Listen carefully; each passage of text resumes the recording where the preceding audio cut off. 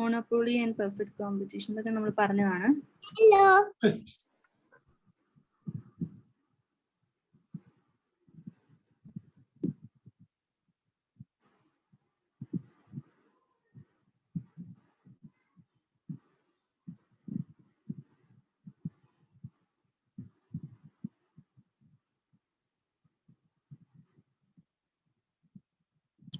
ഇനി നമ്മൾ പറയാൻ പോകുന്ന ഡുവോപോളിയെ കുറിച്ചാണ്. മീനിങ് ആൻഡ് ക്യാരക്ടറിസ്റ്റിക്സ് ഒക്കെ ഞാൻ പറഞ്ഞു.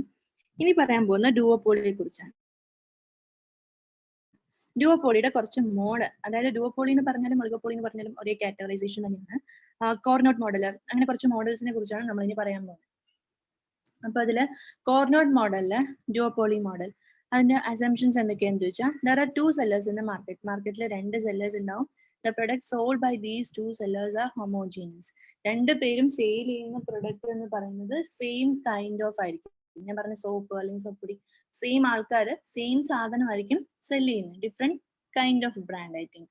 അപ്പൊ the market or total demand curve is known and it is straight line. അപ്പൊ മാർക്കറ്റിലാണെങ്കിലും ശരി, ടോട്ടൽ ഡിമാൻഡ് കർവ് എന്ന് പറയുന്നത് സ്ട്രൈറ്റ് ലൈൻ ആയിരിക്കും. Each duopoly assumes the rival output will remain constant. അതായത് രണ്ട് പേരും റൈവൽറി ആയിട്ട് ഉണ്ടാക്കുന്ന ഹോമോജീനസ് പ്രോഡക്റ്റിന്റെ ഔട്ട്പുട്ട് എന്ന് പറയുന്നത് സെയിം കൈൻഡ് ആയിരിക്കും. അടുത്തത്, each duopoly produces output of which the profit are the maximum. Profit maximise ചെയ്യുന്നതിന് വേണ്ടിയിട്ടാണ് അവർ കൂടുതലായിട്ട് ഇത് യൂസ് ചെയ്യുന്നത്. പ്രോഫിറ്റ് മാക്സിമൈസ് ചെയ്യണം, അതിപ്പോ എല്ലാ പ്രൊഡക്ഷന്റെയും അത് തന്നെയാണ്. The cost of production zero for both the sellers. രണ്ട് പേർക്കും കോസ്റ്റ് ഓഫ് പ്രൊഡക്ഷൻ എന്ന് പറയുന്നത് സീറോ ആയിരിക്കും. ഇത്രയും അസംഷൻ ഉണ്ടെങ്കിൽ ആ മോഡൽ എന്ന് പറയുന്നത് കോർനോട്ട് മോഡലാണ്. ആ കാര്യം തന്നെയാണ് പിന്നീട് ക്വാണ്ടിറ്റേറ്റീവ് അനാലിസിസിന്റെ കാര്യത്തിൽ പറയുന്നത്. അപ്പൊ ഇതിൽ നിങ്ങൾ പഠിക്കേണ്ടത് ഓഡി എന്ന് പറയുന്ന കോമ്പറ്റേറ്റീവ് ഔട്ട്പുട്ട് ആണ്, അത് പഠിക്കുക. എൽ ആൻഡ് ക്യൂ എന്താണ്, അതായത് Q is equal to 1/OD, 1/2 OD അത് പഠിക്കുക. അങ്ങനെയുള്ള കാര്യങ്ങൾ, ആ കേർവ് എന്ന് നമ്മൾ നേരത്തെ പറഞ്ഞ കാര്യങ്ങൾ തന്നെയാണ് അവരോട് ഡിറൈവ് ചെയ്തിരിക്കുന്നത്, നോക്കി വെച്ചാൽ നന്നായിരിക്കും. അടുത്തത് Bertrand duopoly model. Bertrand duopoly model എന്ന് പറഞ്ഞാൽ, this model assumes that the rival firm will keep its price constant irrespective of his own decision and about pricing. അതായത് ഒരു ഫേം അവരുടെ തന്നെ പ്രൈസ് കോൺസ്റ്റന്റ് ആക്കി വെക്കുകയാണ്. ഡുവോപോളി എന്ന് പറഞ്ഞാൽ എന്താ, രണ്ടുപേരും വിൽക്കുന്നത് സെയിം പ്രൊഡക്റ്റ് ആയിരിക്കും, മാർക്കറ്റിൽ രണ്ടുപേരും കോമ്പറ്റീറ്റേഴ്സും ആയിരിക്കും, പക്ഷെ അവർ ഇന്റർ ഡിപ്പെൻഡന്റ് ആയിരിക്കും. രണ്ടു പേർക്കും എന്തുണ്ട്, പ്രോഫിറ്റ് കിട്ടണം എന്നുള്ള ഒരു ആഗ്രഹമുണ്ട്. അങ്ങനെയുള്ള മാർക്കറ്റ് അനാലിസിസിനെയാണ് നമ്മൾ ഡുവോപോളി എന്ന് പറയാം, അല്ലെങ്കിൽ ഒളിഗോപോളി എന്ന് പറയാം. അപ്പൊ ഇതില് ഡുവോപോളി എന്ന് പറഞ്ഞാല് ബെർട്രാൻഡ് ഡുവോപോളി മോഡൽ എന്ന് പറയുന്നത്, ദ മോഡൽ അവര് തമ്മിൽ ഒരു ചെറിയ റൈവൽറി ഉണ്ട്, ദാറ്റ് മീൻസ് ചെറിയൊരു ടൈപ്പ് ഓഫ് കോമ്പറ്റീഷൻ ഉണ്ട് അവരുടെ ഡിസിഷൻ. പക്ഷേ അവരുടെ പ്രൈസിങ്ങിന്റെ കാര്യത്തിൽ അവർ ആ റൈവൽറി എന്ന് പറഞ്ഞ കോമ്പറ്റീഷൻ എന്ന് പറഞ്ഞ ടേം അവർ ഉപയോഗിക്കില്ല. Okay, each firm is faced by some market demand and aims at maximizing its profit, assuming that its competitor will not change its price. അതായത് രണ്ടു പേരും മാർക്കറ്റ് അനലൈസ് ചെയ്തിട്ട് അവർക്ക് അനുസരിച്ചിട്ടുള്ളൊരു പ്രൈസ് ചേഞ്ച് ആണ് ഇടുക. പക്ഷെ അവർ വിചാരിക്കുന്നത് അവരുടെ തൊട്ടപ്പുറത്ത് നിൽക്കുന്ന ഡുവോപോളി പാർട്ട്ണർ ഒരിക്കലും പ്രൈസ് ചേഞ്ച് ചെയ്യുന്നില്ല എന്ന് അസ്യൂം ചെയ്തിട്ടാണ് മാറ്റുക. ഓക്കെ, ദെൻ അതാണ് ഒന്നാമത്തെ അസംഷൻ. രണ്ടാമത്തെ, the model uses the analytical tools of reaction function of the duopolies derived on the basis of the isoprofit curve. അതായത് ഇവരിനി അനലിറ്റിക്കൽ ടൂൾ, അതായത് നമ്മുടെ മാർക്കറ്റ് അനാലിസിസ് നടത്തുന്ന സമയത്ത് അവരുപയോഗിക്കുന്ന അനലിറ്റിക്കൽ ടൂൾ എന്ന് പറയുന്നത് അവര് ഐസോപ്രോഫിറ്റ് കർവ് എന്നായിരിക്കും എടുത്തിട്ടുണ്ടാവുക. ഐസോപ്രോഫിറ്റ് കർവ് എന്ന് പറഞ്ഞു കഴിഞ്ഞാൽ the curve that shows same level of profit level. അതായത് പ്രോഫിറ്റ് എന്ന് പറയുന്നത് അതിന്റെ പീക്ക് ലെവലിൽ എത്തിയിരിക്കുന്ന കർവ് കാണിക്കുന്നതിനാണ് നമ്മൾ ഐസോപ്രോഫിറ്റ് കർവ് എന്ന് പറയാം. അപ്പൊ ആ ഐസോപ്രോഫിറ്റ് കർവിന് അനുസരിച്ചിട്ടുള്ള അനലിറ്റിക്കൽ ടൂൾസ് ആയിരിക്കും അവർ സ്വന്തം മാർക്കറ്റ് അനാലിസിസിന് വേണ്ടിയിട്ട് ഉപയോഗിച്ചിട്ടുണ്ടാവുക. These curves are drawn on the basis of various combinations of prices. ഓരോ പ്രോഫിറ്റിന് അനുസരിച്ചിട്ടായിരിക്കും ഓരോ ആൾക്കാരും. എന്താണ്, ക്ലിയർ ആവുന്നില്ലേ, കേൾക്കുന്നില്ലേ?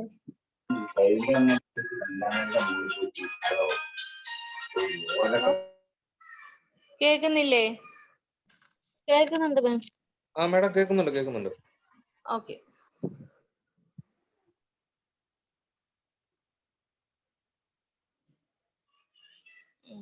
പറഞ്ഞു.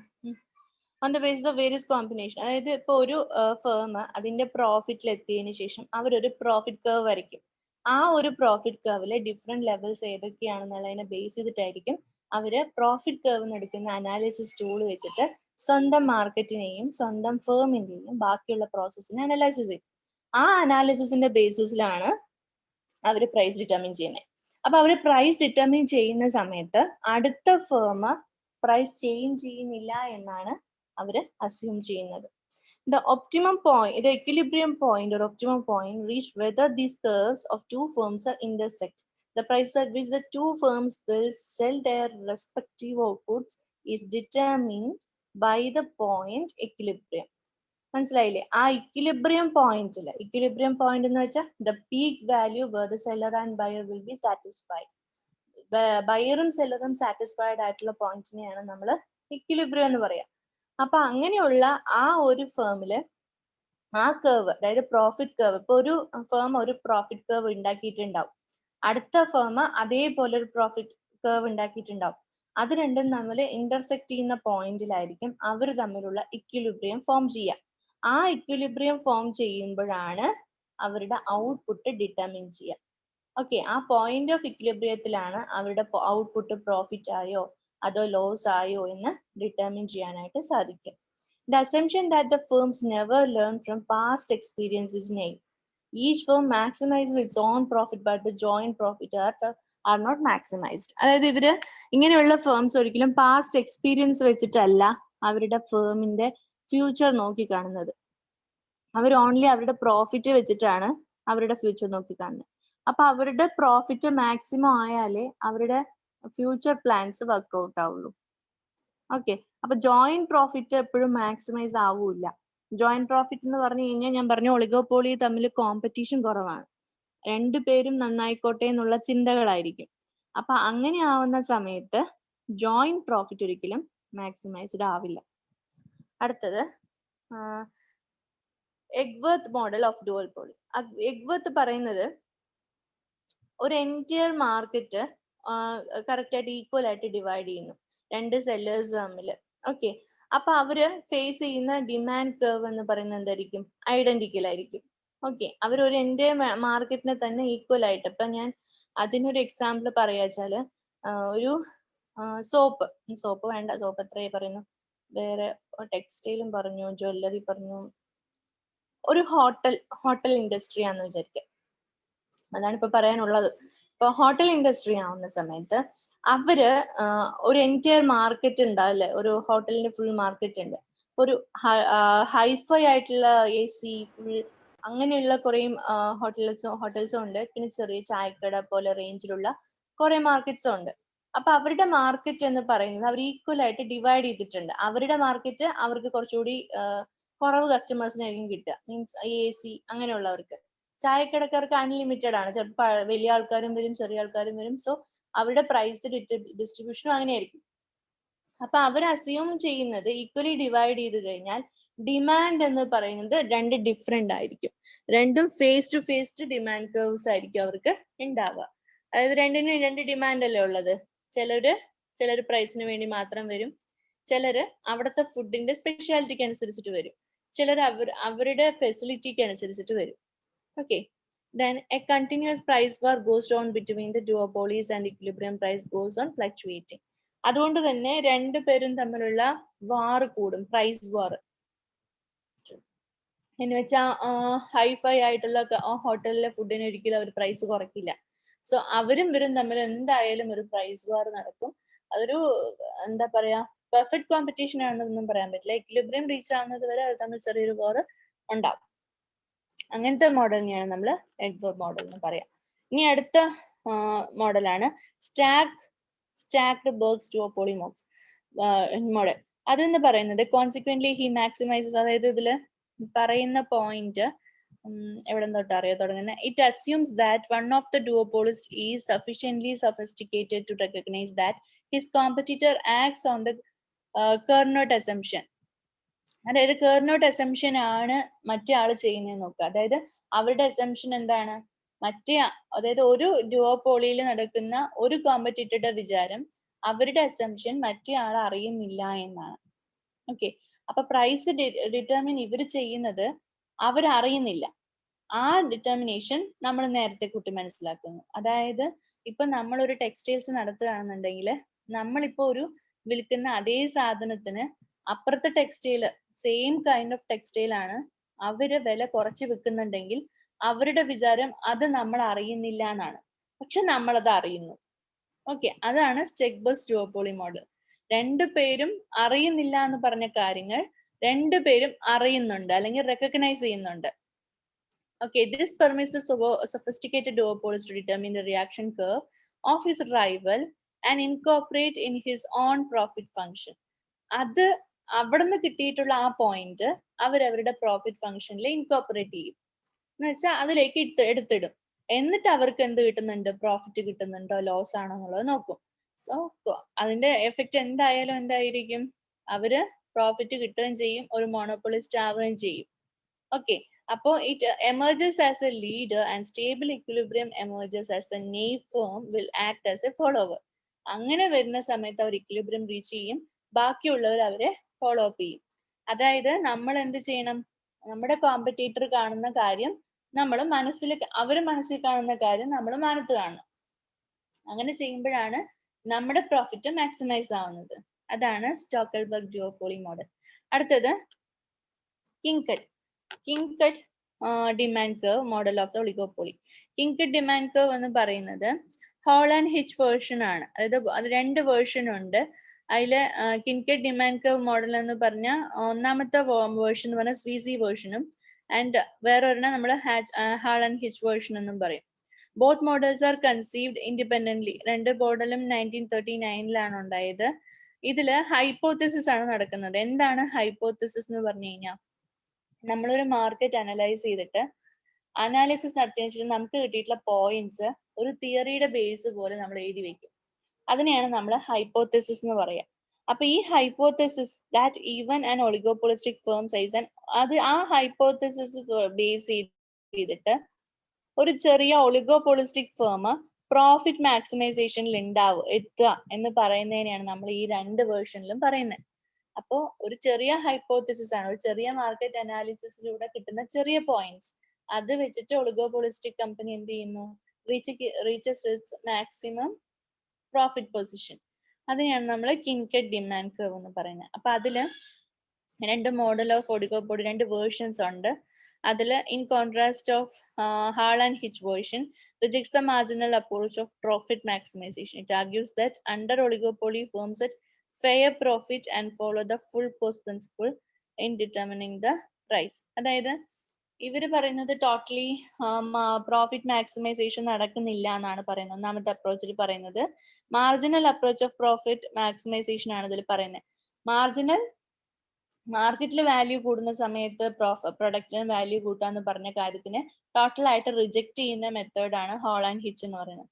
അവര് പറയുന്നത് ഒളിഗോപോളിയിൽ ഫെയർ പ്രോഫിറ്റ് മാത്രമേ ഉണ്ടാവുള്ളൂ, അത് full cost of determining principle, ആ ഒരു പ്രിൻസിപ്പിൾ വെച്ചാൽ full cost price determining principle നമ്മൾ നേരത്തെ പഠിച്ചിരുന്നു. എന്താണ് ഫുൾ കോസ്റ്റ്? ഒരു കമോഡിറ്റി ഉണ്ടാക്കി, കമോഡിറ്റി ഏതൊക്കെ പ്രോസസ്സിലൂടെ റോ മെറ്റീരിയൽ പർച്ചേസ് ചെയ്ത് കമോഡിറ്റി പ്രൊഡക്ഷൻ പ്രോസസ്സിലൂടെ വരുന്നത് വരെയുള്ള ഫുൾ കോസ്റ്റും ടോട്ടൽ കോസ്റ്റും ആളുടെ പ്രൈസിൽ നിന്ന് നമ്മൾ ഈടാക്കും. അങ്ങനെയുള്ള ഒരു പ്രിൻസിപ്പിളിലൂടെയാണ് ഒളിഗോപോളി കടന്നുപോയിരിക്കുന്നത്, മാർക്കറ്റ് അനാലിസിസിലൂടെ അല്ല എന്നാണ് ഹോൾ ആൻഡ് ഹിച്ച് അപ്രോച്ച് പറയുന്നത്. അപ്പൊ അതിനെക്കുറിച്ച് നമ്മൾ പിന്നീട് പഠിക്കും. Sweezy model of kinked demand curve. ഇനി പറയുന്നത് സ്വീസി മോഡലാണ്. സ്വീസി മോഡലിൽ നിങ്ങൾ പഠിക്കേണ്ട കാര്യം reactions to its own actions എന്നാണ് സ്വീസി മോഡൽ പറയുന്നത്.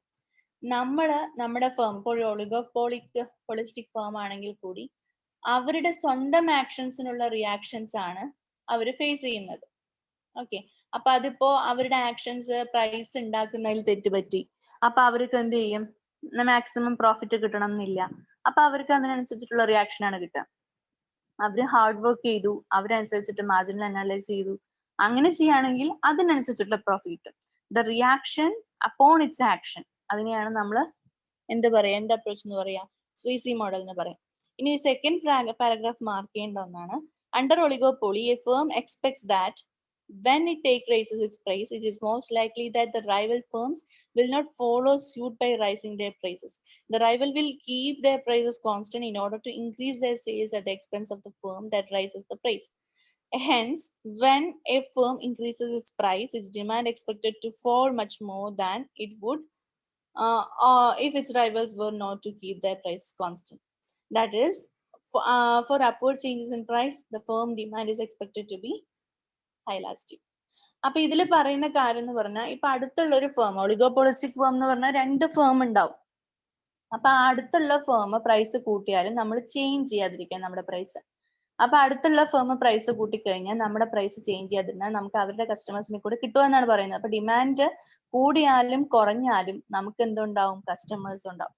അപ്പൊ അവർ തമ്മിലുള്ള ഒരു റൈവൽറിയില് പ്രൈസ് കോൺസ്റ്റന്റ് ആക്കി വെക്കുന്ന സമയത്ത് ചേഞ്ചസ് നമുക്ക് എങ്ങനെ ഉണ്ടാവുള്ളൂ? അപ്വേർഡ് ഡയറക്ഷൻ ഓഫ് പ്രൈസ് ചേഞ്ചസേ ഉണ്ടാവുള്ളൂ. എന്ന് വെച്ചാൽ പ്രൈസ് കൂടുകയേ ഉള്ളൂ.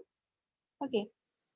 ഇനി in contrast when the firm lowers its, ഇനിയിപ്പോ അതിന് നേരെ തിരിച്ച് നമ്മളിപ്പോ കോൺസ്റ്റന്റ് ആയിട്ട് വെച്ചു, നമ്മുടെ അടുത്ത ഒളിഗോപോളിസ്റ്റിക് ഫേം പ്രൈസ് കുറച്ചു എന്ന് വിചാരിക്കാം. അപ്പോ റൈവൽ പിന്നെയും ഉണ്ടാവും. എന്താ ഉണ്ടാവുക? Follow suit, because if they did not do so they would lose. അതിപ്പോ അവർ അങ്ങനെ ചെയ്തിട്ടില്ലെങ്കിൽ അവരുടെ സെയിൽസ് കുറയാണ്. അതുകൊണ്ടാണ് അവരത് അങ്ങനെ ചെയ്തിട്ടുണ്ടാവുക. അപ്പോഴും നമ്മുടെ പ്രൈസിന് എന്തേ സംഭവിക്കുള്ളൂ? ഫോർവേഡേ സംഭവിക്കുള്ളൂ. കാരണം എന്താണ്? നമ്മളുടെ ബ്രാൻഡഡ് ആണെന്നേ ആര് വിചാരിക്കുള്ളൂ? കസ്റ്റമർ വിചാരിക്കുള്ളൂ. നമ്മളൊരു പ്രൈസ് ഫിക്സഡ് ചെയ്ത് കഴിഞ്ഞാൽ അതിൽ നിന്ന് ചേഞ്ച് ചെയ്യാതിരിക്കുന്നതാണ് ഏറ്റവും നല്ലത്. അതാണ് ഈ മോഡലിൽ പറയുന്നത്. ഓക്കെ. അതിനെ പിന്നെ ഗ്രാഫിക്കൽ റിപ്രസെന്റേഷനിലൂടെ ഈ പറഞ്ഞ കാര്യം തന്നെ പറയുകയാണ് ചെയ്യുന്നത്. ഹോൾ ആൻഡ് ഹിച്ച് മോഡൽ എന്താന്ന് ഞാൻ പറഞ്ഞു. ഇനി അതിന്റെ പ്രിൻസിപ്പൽ ഫൈൻഡിങ്സ് ആണ് ഇവിടെ പറയുന്നത്. In the real world most manufacturing firms operate, അതായത് നമ്മുടെ വേൾഡിൽ ഏറ്റവും കൂടുതൽ oligopolistic, especially in India, oligopolistic companies ആണ് ഏറ്റവും കൂടുതലായിട്ടുള്ളത്. Contrary to what is assumed by economic theory, in really oligopolistic firms do not know their demand curve because of uncertainty regarding the rivals' reaction. അതായത് സ്വന്തം അടുത്തുള്ള റൈവൽസിന്റെ റിയാക്ഷന്റെ uncertainty കാരണം അവർക്ക് അവരുടെ economic തിയറിയെ assume ചെയ്തിട്ട് ശരിക്കും ഒളിഗോപോളിസ്റ്റിക് ഫേം ആയിട്ട് നിൽക്കാൻ പറ്റുന്നില്ല. അതുകൊണ്ട് തന്നെ ഒളിഗോപോളിസ്റ്റിക് ഫേമിന് ഡിമാൻഡ് കർവ് ഇല്ല. അതായത് അവരുടെ പ്രൊഡക്റ്റിന്റെ ഡിമാൻഡ് അവർക്ക് ഡിറ്റർമിൻ ചെയ്യാൻ പറ്റില്ല. കാരണം കസ്റ്റമേഴ്സ് വരുന്ന ഡിമാൻഡ് അനുസരിച്ചിട്ടല്ല, അവരുടെ നെസസിറ്റി അനുസരിച്ചിട്ടാണ്. സോ ഡിമാൻഡ് കർവ് ഇല്ലാത്ത ഒരു ഒന്നാണ് ഒളിഗോപോളിസ്റ്റിക് ഫേം എന്ന് പറയുന്നത്. അതാണ് രണ്ടാമത്തെ അസംഷൻ. മൂന്നാമത്തെ, oligopolistic firms really determine their price on the basis of full cost principle. ശരിക്കും ഫുൾ കോസ്റ്റ് പ്രിൻസിപ്പിളിലാണ്, അതായത് അവർ എത്രത്തോളം അവരുടെ പ്രൊഡക്റ്റ് പർച്ചേസ് ചെയ്യുന്നതിന് വേണ്ടിയിട്ട് അവർ ചെലവാക്കി, അതിനനുസരിച്ചിട്ടാണ് അവർ പ്രൈസ് ഡിറ്റർമിനേഷൻ ചെയ്യുന്നത്. ഇനി the demand curve has a kink at the price which is equal to the cost. ഞാൻ പറഞ്ഞ പോലെ തന്നെ ഡിമാൻഡ് കർവിൽ ഇനി അഥവാ ഡിമാൻഡ് കർവ് ഉണ്ടെങ്കിൽ തന്നെ ഫുൾ കോസ്റ്റ് പ്രൈസിനത് ഈക്വൽ ആയിരിക്കും. അപ്പൊ സ്ട്രൈറ്റ് ലൈൻ ആയിട്ടേ വരുള്ളൂ. Oligopolistic firms adopt full cost principle rule because it is only covers AFC. ഇത് കണ്ടില്ല, അതിൽ പറയുന്ന കാര്യങ്ങളാണ്, ഇത്ര നേരം പറഞ്ഞ കാര്യങ്ങൾ അവരൊരു ഗ്രാഫിക്കൽ റെപ്രസെന്റേഷന്റെ കൂടെ ഒന്നുകൂടി പറഞ്ഞു എന്നേ ഉള്ളൂ. അത് വായിച്ചു നോക്കിയാൽ മനസ്സിലാവും. Collusive oligopoly models. അടുത്താണ് കൊളൂസീവ് ഒളിഗോപോളി മോഡൽ. എന്താണ് കൊളൂഷൻ? കൊളൂഷൻ എന്ന് പറഞ്ഞു കഴിഞ്ഞാൽ കാർട്ടൽ, 2 തരത്തിലുള്ള കൊളൂഷൻ ആണ് ഇവിടെ ഉള്ളത്. ഒന്ന് കാർട്ടൽസും ഒന്ന് പ്രൈസ് ലീഡർഷിപ്പും. കാർട്ടൽ എന്ന് പറഞ്ഞു കഴിഞ്ഞാൽ ഫേംസ് ജോയിന്റ്ലി ഫിക്സ്, അതായത് 2 ഒളിഗോപോളിസ്റ്റിക് ഫേംസ് ഒരു എഗ്രിമെന്റ് ഉണ്ടാക്കിയിട്ട് അവരുടെ ഔട്ട്പുട്ടിന് അനുയോജ്യമായിട്ടുള്ള ഒരു പ്രൈസ് ഡിറ്റർമിൻ ചെയ്യുന്നതിനെയാണ് നമ്മൾ കാർട്ടൽസ് എന്ന് പറയാ. പ്രൈസ് ലീഡർഷിപ്പ് എന്ന് പറഞ്ഞു കഴിഞ്ഞാൽ ഒരാള് പറയും ഞങ്ങളുടെ പ്രൈസ് ഇതാണെന്ന്, ആ പ്രൈസ് ബാക്കിയുള്ള അതേപോലത്തെ ഹോമോജീനസ് ഫേം ഫോളോ ചെയ്യണം. അതിനെയാണ് നമ്മൾ പ്രൈസ് ലീഡർഷിപ്പ് എന്ന് പറയാം. ഇനി കാർട്ടൽസിന്റെ പോയിന്റ്സ് ആണ് പറയുന്നത്. A cartel is a formal collusive organisation of the oligopoly firm in an industry. There may either be an open or secret collusion. അതായത് ചിലപ്പോൾ 2 പേരും തമ്മിലൊരു ഓർഡർ അല്ലെങ്കിൽ ഒരു എഗ്രിമെന്റ് ഉണ്ടാക്കിയിട്ടായിരിക്കും പ്രൈസ് ഡിറ്റർമിൻ ചെയ്യുക. പക്ഷെ ചിലപ്പോ അതൊരു സീക്രട്ട് കൊലൂഷൻ ആയിരിക്കും. എന്തുകൊണ്ടാണ് സീക്രട്ട് കൊലൂഷൻ ആവുന്നതെന്ന് ചോദിച്ചു കഴിഞ്ഞാൽ, ഇപ്പൊ നമ്മള് 2-3 ജ്വല്ലറി ഉണ്ട്, ചെറിയ ജ്വല്ലറി വേണം മനസ്സിൽ കരുതാനായിട്ട്. 2-3 ജ്വല്ലറി ഉണ്ട്. 2-3 ജ്വല്ലറി ഒരു സ്ഥലത്ത് നിന്ന് കോമൺ ആയിട്ട് എടുക്കുന്നു. അപ്പൊ അവരെടുക്കുന്ന ജ്വൽസ് സെയിം സ്ഥലത്ത് നിന്ന് അവരെടുക്കുന്നത് കാരണം അവിടെ ഒരു കൊലൂഷൻ ഉണ്ടാവും. കൊലൂഷൻ എന്ന് പറഞ്ഞാൽ 3 പേരും കൂടി ജോയിന്റ് ആയിട്ട് ഒരു പ്രൈസ് ഡിറ്റർമിനേഷൻ നടത്തും. ഈ കാര്യം ബാക്കി അതേ ഫീൽഡിലുള്ള വേറൊരു സ്ഥലത്ത് നിന്ന് പർച്ചേസ് ചെയ്യുന്ന ഫേമിനോട് പറയില്ല. അതുകൊണ്ടാണ് സീക്രട്ട് കൊല്യൂഷൻ എന്ന് പറഞ്ഞത്. മേ ബി ഓക്കെ, അതിന് ഉറപ്പ് ഷുവർട്ടി പറയാൻ പറ്റില്ല. The profits are distributed among the member firms in a way jointly decided by the firms in advance and may not be proportion to the share its total output. കോസ്റ്റിന്റെ കാര്യമേ ഇതിൽ വരുന്നില്ല. അവര് ചെയ്യുന്ന കാര്യം അവരുടെ ടോട്ടൽ കോസ്റ്റിനനുസരിച്ചിട്ട് അവരൊരു പ്രൈസ് ഡിറ്റർമിൻ ചെയ്യുന്നു. പക്ഷെ അത് എങ്ങനെയായിരിക്കും? ടോട്ടലി ആലോചിച്ചിട്ടായിരിക്കും, ടോട്ടൽ കോസ്റ്റിന്റെ കാര്യമൊക്കെ നോക്കിയിട്ടായിരിക്കും. അതാണ് അവിടെ താഴത്തെ വീണ്ടും പറയുന്നത്. ക്വാണ്ടിറ്റി, ഫേം എയുടെ ക്വാണ്ടിറ്റി കണ്ടില്ലേ, ഫേം ബിയുടെ ക്വാണ്ടിറ്റി, ഫേം സിയുടെ ക്വാണ്ടിറ്റി. അതിൽ കോസ്റ്റ് ക്വാണ്ടിറ്റി കർവ് ആണ്. കോസ്റ്റ് ക്വാണ്ടിറ്റി കർവിൽ പ്രൈസ് ഡിറ്റർമിൻ ചെയ്തിരിക്കുകയാണ്. അപ്പൊ അത് കോൺസ്റ്റന്റ് ആയിട്ട് പോകുന്നുണ്ട്, ഇടയിൽ വെച്ച് ഫ്ലക്ച്വേഷനും സംഭവിക്കുന്നുണ്ട്. ഇനി പ്രൈസ് ലീഡർഷിപ്പ് ആണ്. പ്രൈസ് ലീഡർഷിപ്പ് എന്ന് പറഞ്ഞ, ഒരു മിനിറ്റ് കേട്ടോ.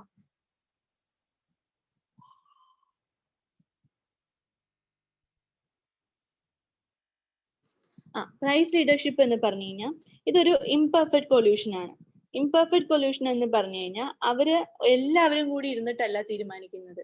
ഇതിലൊരു കൂടുതൽ പ്രോഫിറ്റ് ഉണ്ടാക്കിയിട്ടുള്ള ഒരു ഫേം ഉണ്ടാവും. ആ ഫേം പറയുന്ന പ്രൈസ് ഡിറ്റർമിനേഷൻ ഫോളോ അപ്പ് ചെയ്യുക, അത്രേ ഉള്ളൂ. അപ്പൊ price leadership by a low cost firm, അത് രണ്ട് രീതിയിലുണ്ട്.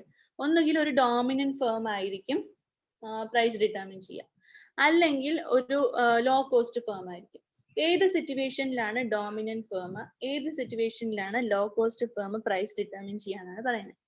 Law cost firm price determine ചെയ്യണമെന്ന് പറഞ്ഞു കഴിഞ്ഞാൽ അവർക്ക് അധികം പ്രോഫിറ്റ് കിട്ടുന്നില്ല. അപ്പൊ അവരുടെ കോസ്റ്റും ടോട്ടൽ കോസ്റ്റും വളരെ കുറവാണ്. അപ്പൊ അവരെന്താ ചെയ്യുക? പ്രൈസ് കുറയ്ക്കും. അപ്പൊ അവര് പ്രൈസ് കുറച്ചു കഴിഞ്ഞാൽ ബാക്കിയുള്ള പ്രൈസ് കൂട്ടിയിട്ടുള്ള ഫേമിന് കസ്റ്റമേഴ്സ് ഇല്ലാതാവും.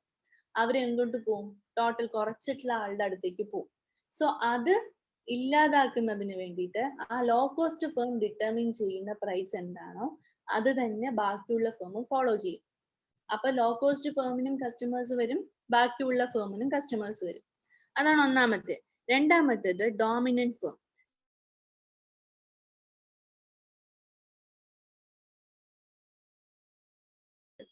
അപ്പോൾ അവര് it is a more common and happens when dominant firm shares a large part of the market along with the small firms. It may becomes monopolistic. Actually our monopolistic ആയിരിക്കും. ഇപ്പൊ ഞാൻ പറയാ ഒരു Josco jewellery അടുത്ത് വലുതായിട്ടുണ്ട്, അവർക്ക് എന്തായാലും കസ്റ്റമേഴ്സ് ഉണ്ട്, കാരണം അവര് മോണോപോളിസ്റ്റിക് പോലെയുള്ള ഒരു ഓർഗനൈസേഷൻ ആണ്. സോ നമ്മള് അവരെ കണ്ടിട്ട് വേണം പ്രൈസ് ഡിറ്റർമിൻ ചെയ്യാൻ. അപ്പൊ അവര് ഇപ്പൊ ഒരു 40,000 അങ്ങനെ കൊടുക്കുന്നുണ്ടെങ്കിൽ പോലും അവർ അത്രയും നല്ല ഡിസൈൻസ്, ഫാഷനിങ് അങ്ങനെയൊക്കെ നടത്തുന്നുണ്ട്. സോ ഏകദേശം അതിനനുസരിച്ചിട്ടുള്ള ബ്രാൻഡഡ് ആയിട്ടുള്ള പ്രൊഡക്റ്റ് താഴെയും എത്തിയാലേ, താഴെയുള്ള ചെറിയ ചെറിയ ഫേമിലും എത്തിയാലേ അവിടേക്കും എന്ത് വരുള്ളൂ? കസ്റ്റമേഴ്സ് വരുള്ളൂ. സോ അങ്ങനെ രണ്ട് രീതിയിൽ നമുക്ക് പ്രൈസ് ഡിറ്റർമിൻ ചെയ്യാൻ പറ്റും. ഓ ഇതെന്താ വരാത്തെ?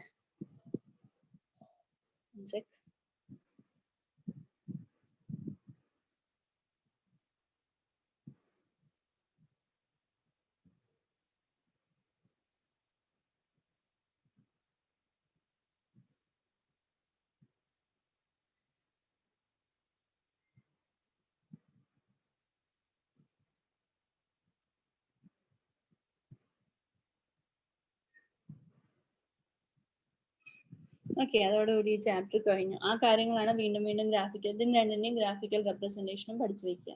ഞാൻ പറഞ്ഞ പോലെ ആ ഗ്രാഫ് മുഴുവനായി പഠിക്കണമെന്നില്ല, ചെറിയ ചെറിയ ലൈന് മൊത്തമായിട്ടൊന്നും എഴുതണമെന്നില്ല. എഴുതിയാൽ നല്ല തന്നെ, എഴുതണമെങ്കിൽ എഴുതാം. പക്ഷെ നിങ്ങൾ അതിനൊരു അണ്ടർസ്റ്റാൻഡിങ് എന്നുള്ള രീതിയിൽ ഗ്രാഫിക്കൽ റെപ്രസെന്റേഷൻ വരച്ചാൽ മതി.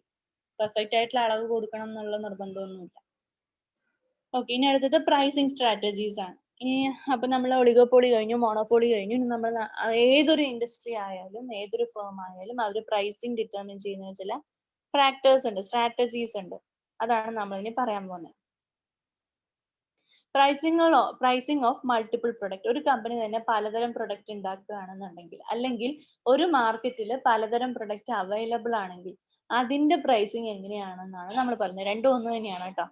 അപ്പോൾ in a multiple product cooperation, production decisions related to one product may affect the manufacturing or marketing cost of the other related products.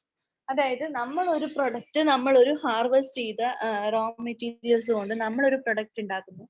അതിന് കൊടുക്കുന്ന പ്രൈസ് അല്ലെങ്കിൽ ആ പ്രൈസിനെ റിലേറ്റ് ചെയ്തിട്ടുള്ള പ്രൊഡക്ഷൻ, അതെന്ന് പറയുന്നത് ബാക്കിയുള്ള മാർക്കറ്റിംഗ് കോസ്റ്റ്, ബാക്കിയുള്ള പ്രൊഡക്റ്റിന്റെ മാർക്കറ്റിംഗ് കോസ്റ്റിനെ കൂടി നന്നായി ബാധിക്കുന്ന ഒന്നാണ്. The product may be interrelated, or അതിപ്പോ ഇന്റർറിലേറ്റഡ് ആവാം, അല്ലെങ്കിൽ ഇന്റർ ഡിപ്പെൻഡന്റ് ആവാം. അങ്ങനെയാണെങ്കിൽ കൂടുതലാണ്. കാരണം ഇപ്പൊ ഒരു എക്സാമ്പിൾ പറയാച്ചാ, നമ്മള് ഒരു ബാഗ് വാങ്ങിക്കുന്നു, കുട്ടികൾക്ക് ബാഗ് വേണം, കുട്ടികളെ സ്കൂൾ തുറക്കുന്ന സമയത്ത് ബാഗ് വേണം. ബാഗുമായിട്ട് റിലേറ്റ് ചെയ്തിരിക്കുന്ന സാധനങ്ങളാണ് നോട്ട്ബുക്സ്, പെന്ന്, ബോക്സ് തുടങ്ങിയവ. അപ്പൊ നമ്മള് ബാഗിന് വില കൂട്ട്, ബാഗിന് വില കുറയ്ക്കുക ചെയ്യുകയാണെന്നുണ്ടെങ്കിൽ അതിനനുസരിച്ചിട്ട് ബുക്കിന്റെ വിലയ്ക്കും മാറ്റങ്ങൾ വരും. ബാഗ് വിൽക്കുന്നതിനനുസരിച്ചിട്ടാണ് ബുക്കും വിറ്റ് പോകുന്നുണ്ടാവുക. So they are interrelated to each other. അപ്പൊ അങ്ങനെയുള്ളത് ഫാക്ടേഴ്സ് ഒക്കെ മൾട്ടിപ്പിൾ പ്രൊഡക്റ്റിനെ ബാധിക്കും. Product with interdependent demand. ഇനി നമ്മൾ ഇന്റർ ഡിപ്പെൻഡന്റ് ആയിട്ടുള്ള പ്രൊഡക്റ്റിന്റെ ഡിമാൻഡ് എങ്ങനെയാണെന്നാണ് നോക്കുന്നത്. Related products can be complementary or substitute ആവാം. Personal computer and the keyboard are the complements but two different sizes of the PCs of different firms and substitutes. അപ്പൊ നമ്മൾ പറയുന്ന പോലെ ഇപ്പൊ കമ്പ്യൂട്ടറിന്റെ കീബോർഡ്, സ്ക്രീന്, ഇതെല്ലാം സബ്സ്റ്റിറ്റ്യൂട്ട് ആണ്, വേറൊരു കമ്പനിയുടെ നമുക്ക് സബ്സ്റ്റിറ്റ്യൂട്ട് ആയിട്ട് ഉപയോഗിക്കാം. അതേപോലെ the effect of the change of the price of the product of the demand of other has to be taken into account. അപ്പൊ ബാക്കിയുള്ളതിന്റെ പ്രൊഡക്റ്റിന്റെ പ്രൈസ് എന്താണ്, ഡിമാൻഡ് എന്താണെന്നും കൂടി നമ്മൾ മനസ്സിലാക്കി വെക്കണം. അതിനെയാണ് ഇന്റർഡിപെൻഡന്റ് ഡിമാൻഡ് എന്ന് പറയുന്നത്. അപ്പൊ profit maximisation require the output level and the prices of various product produced by the firm be determined jointly. അപ്പൊ ഔട്ട്പുട്ട് എങ്ങനെയാണോ നമ്മുടെ പ്രോഫിറ്റ് മാക്സിമൈസ് ചെയ്യുന്നതിന് വേണ്ടിയിട്ട് നമ്മുടെ ഔട്ട്പുട്ട് ലെവൽ എങ്ങനെയുള്ളതാണ്, പ്രൈസ്, ഓരോ പ്രൊഡക്റ്റിന്റെയും പ്രൈസ് എങ്ങനെയാണ്, അതെങ്ങനെയാണ് ഡിറ്റർമിൻ ചെയ്യുന്നത്, ഒരുമിച്ചിട്ട് എങ്ങനെയാണ് ഡിറ്റർമിൻ ചെയ്യുന്നതെന്ന് ആണ് നോക്കുന്നത്. അപ്പൊ ഇതില് TR എന്ന് വെച്ച് കഴിഞ്ഞാൽ ടോട്ടൽ റവന്യൂ ആണ്, MR എന്ന് വെച്ചാൽ മാർജിനൽ റവന്യൂ ആണ്, Q എന്ന് വെച്ചാൽ ക്വാണ്ടിറ്റി ആണ്. അപ്പൊ MR എന്ന് പറഞ്ഞു കഴിഞ്ഞാൽ ടോട്ടൽ റവന്യൂ ബൈ ക്വാണ്ടിറ്റി ആണ്. അപ്പൊ ക്വാണ്ടിറ്റി എപ്പോഴും ചേഞ്ച് ചെയ്തുകൊണ്ടിരിക്കും, ടോട്ടൽ റവന്യൂ ചേഞ്ച് ചെയ്തുകൊണ്ടിരിക്കും. അപ്പൊ total change in total revenue divide by change in quantity ആണ് നമ്മുടെ മാർക്കറ്റ് റവന്യൂ എന്ന് പറയുന്നത് കേട്ടോ. അത് പഠിച്ചു വെക്കാം. ഇനി ജോയിന്റ് പ്രൊഡക്ട്സിന്റെ പ്രൈസിങ് എങ്ങനെയാണ്? അപ്പൊ products are often interrelated with production as well. For example, some products are produced in fix into like production. അതായത് പ്രൊഡക്ഷന്റെ ഫാക്ടേഴ്സ് ഉള്ളത് കൊണ്ട് തന്നെ അത് കറക്റ്റ് ടൈമിൽ പ്രൊഡ്യൂസ് ചെയ്തു എന്ന് വിചാരിക്കാം. Okay, and the beef and hides are regarded the product package. Thus, the hide and the two sides of the beef must be product പാക്കേജിനനുസരിച്ചിട്ട് വാങ്ങിക്കുക. അതായത് ഇപ്പൊ ഒരെണ്ണത്തിന് 5 രൂപ, രണ്ടെണ്ണം നിങ്ങൾ വാങ്ങിക്കുകയാണെങ്കിൽ 9 രൂപയ്ക്ക് തരാം, അതായത് 10 രൂപ വേണ്ട. അപ്പൊ അങ്ങനെ ഒരു പാക്കേജ് ആയിട്ട് വരികയാണെന്നുണ്ടെങ്കിൽ ജോയിന്റ് പ്രൊഡക്ട്സ് കൂടുതലായിട്ടും പ്രൈസിങ്ങിനെ കൂടുതലായിട്ട് ബാധിക്കും. പ്രൈസിങ് ബാധിക്കണമെന്നും ഇല്ല. ഇപ്പൊ ഫോർ എക്സാമ്പിൾ നമ്മൾ പറയാണ്, ഒരു വീട്ടിലേക്ക് വേണ്ട പാത്രങ്ങൾ വാങ്ങിക്കുകയാണ്. അപ്പൊ ചേച്ചി, നിങ്ങൾ ഈ പാത്രങ്ങളൊക്കെ വാങ്ങിച്ചു കഴിഞ്ഞാൽ നിങ്ങൾക്ക് ഈ കപ്പ് ഫ്രീ ആണ്. ഈ കപ്പിന്റെ പ്രൈസ് എവിടെ ഇട്ടിട്ടുണ്ടാവും? ടോട്ടൽ കോസ്റ്റിന്റെ കൂടെ ഇട്ടിട്ട് അതിന്റെ പ്രൊഡക്ഷന്റെ കൂടെ അവര് മെർജ് ചെയ്തിട്ടുണ്ടാവും. So we will not understand that. കാരണം ആ പ്രൈസ് അത്രയും കുറച്ച് വേറെ എവിടെയും നമുക്ക് കിട്ടാനും ചാൻസ് ഇല്ല. That is business. ഓക്കെ, അടുത്തത് ട്രാൻസ്ഫർ പ്രൈസിങ്. ഇനി എന്താണ് ട്രാൻസ്ഫർ പ്രൈസിങ് എന്ന് പറഞ്ഞു കഴിഞ്ഞാൽ? മെനി ലാർജ് വെർട്ടിക്കലി ഇന്റഗ്രേറ്റഡ്, അതിലെന്താ പറയുന്നത് വെച്ചാൽ ഒരു ഫേം ഒരു പ്രൊഡക്റ്റ് ഒരു ഡിവിഷൻ അല്ലെങ്കിൽ ആ ഒരു സെയിം ഫേമിന്റെ തന്നെ വേറൊരു ഡിവിഷൻ ആയിട്ട് അവർ സെയിൽ ചെയ്തു. അപ്പോ അങ്ങനെ സെയിൽ ചെയ്യുന്നതിന് നമ്മൾ ട്രാൻസ്ഫർ പ്രൈസിംഗ് എന്ന് പറയും. The Reliance Industries has vertically integrated manufacturer chain from alpha to the textiles, oil refining and അപ്പൊ അത് ഞാൻ പറയുന്നത്, അവർക്ക് ഡിമാൻഡ്, അതായത് ഒരു പ്രൊഡക്റ്റ് അവർ വേറൊരു ഡിവിഷൻ, ഒരേ ഫേമിന്റെ തന്നെ വേറൊരു ഡിവിഷനിലൂടെ സെയിൽ ചെയ്യുക, അതാണ് ട്രാൻസ്ഫർ പ്രൈസിംഗ് എന്ന് പറയുന്നത്. ഇനി ഇതിന് എക്സ്റ്റേണൽ മാർക്കറ്റ് ഇല്ല, കാരണം ഒരു കോർപ്പറേഷന്റെയോ ഒരു ഓർഗനൈസേഷന്റെയോ അകത്ത് തന്നെ ഒരു പ്രൊഡക്റ്റ് മാത്രം വേറൊരു പ്രൊഡക്റ്റിന്റെ വിൽക്കുന്ന സ്ഥലത്ത് പോയിട്ട് വിൽക്കുക.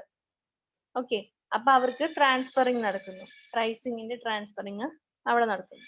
ഇനി നോ എക്സ്റ്റേണൽ മാർക്കറ്റ്, അവർക്ക് എക്സ്റ്റേണൽ മാർക്കറ്റ് ഇല്ല. V assume the chemical produce during the period must be sold. So inventors is carried out.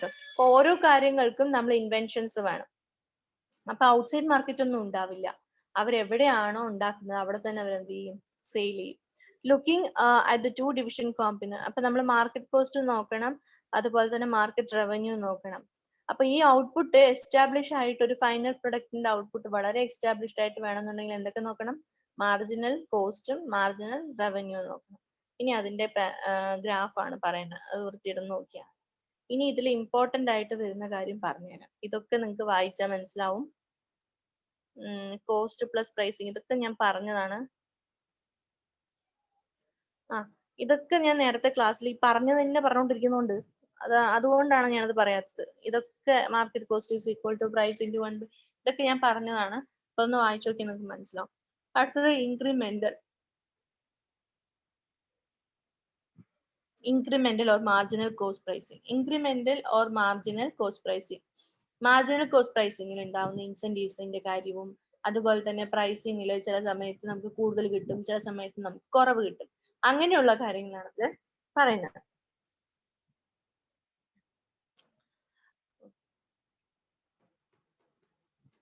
Correct pricing and output decisions require incremental analysis.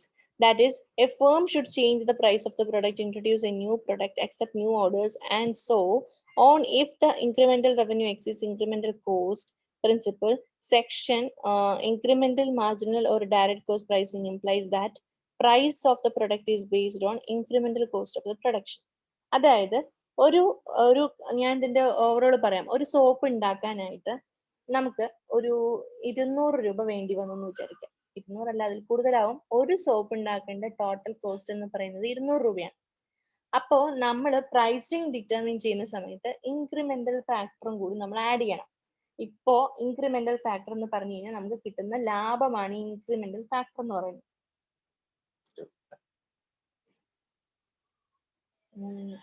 അപ്പൊ 200 രൂപ നമ്മൾ ചെലവാക്കിയിട്ട് ആണ് ആ പ്രൊഡക്റ്റ്, ആ സോപ്പ് ഉണ്ടാക്കിയിരിക്കുന്നത്. അപ്പൊ നമ്മൾ സെയിൽ ചെയ്യുമ്പോൾ 250 രൂപയ്ക്ക് വേണം സെയിൽ ചെയ്യാൻ. അപ്പൊ നമ്മൾ അവിടെ എന്ത് ഫാക്ടറാണ് പ്രൈസിങ്ങിനെ ഡിറ്റർമിൻ ചെയ്തത്? ഇൻക്രിമെന്റൽ ഫാക്ടറും ടോട്ടൽ കോസ്റ്റുമാണ് ആ ഒരു പ്രൊഡക്റ്റിന്റെ പ്രൈസിങ്ങിനെ ഡിറ്റർമിൻ ചെയ്തത്. ഇനി when excess capacity exists in the short run, overhead or fixed cost are irrelevant and determining whether or not a firm should undertake a particular course of action. Since fixed or overhead costs have already been covered, any action on the part of the firm that increases revenue. അതായത് അവർ fix ചെയ്തിട്ട് വെച്ചിട്ടുള്ള ഒരു title ഉണ്ട്, price എന്ന് പറഞ്ഞിട്ട്. അത് short റണ്ണിലാണെങ്കിൽ overhead or fixed cost is irrelevant ആണ്. കാരണം അവിടെ അണ്ടർടേക്ക് ചെയ്യുന്ന കോഴ്സ് ഓഫ് ആക്ഷൻ എന്ന് പറയുന്നത് ഓൾറെഡി കവർ ചെയ്തിട്ടുള്ളതാണ്. ഓക്കെ, ഓവർ ഹെഡ് കോസ്റ്റ് എന്ന് പറഞ്ഞാൽ എന്താണ്? ഓരോ കാര്യത്തിനും ഇത്ര എന്ന് പറഞ്ഞ് ഫിക്സ് ചെയ്ത് വെക്കുന്നത്. അത് അവിടെ നടക്കുന്ന കാര്യമേ അല്ല. Okay. And the action of the part of the firm that increases revenue and more cost leads to increase in the total profits of the firm and should be undertaken long run. അത് short run ആണെങ്കിൽ ഒരു ഭാഗത്ത് price change നടത്തി കഴിഞ്ഞാൽ തന്നെ അത് എല്ലാ ഭാഗങ്ങളിലേക്കും മാറിയത്. ഇപ്പൊ നമ്മൾ പർച്ചേസ് ചെയ്ത പ്രൊഡക്റ്റ് 200 രൂപ 300 രൂപയ്ക്ക് വാങ്ങിയിട്ട് ടോട്ടൽ കോസ്റ്റ് അതിനനുസരിച്ചിട്ട് പ്രൊഡക്ഷൻ പ്രോസസ്സിനും ടോട്ടൽ കോസ്റ്റ് ഉണ്ട്. അപ്പൊ ഇതെല്ലാം കൂടി ആഡ് ചെയ്യുന്ന സമയത്ത് മാത്രമേ പ്രൈസ് ഉപയോഗിക്കാൻ പാടുള്ളൂ. അല്ലാതെ നമ്മൾ പ്രൈസ് കുറച്ച് കൊടുക്കുമ്പോൾ തന്നെ ടോട്ടൽ കോസ്റ്റിനേക്കാൾ കുറഞ്ഞ വിലയിൽ നമ്മൾ കൊടുത്താൽ നമുക്ക് പ്രോഫിറ്റ് കിട്ടില്ല. അതാണ് ഇതിൽ പറയുന്നത്.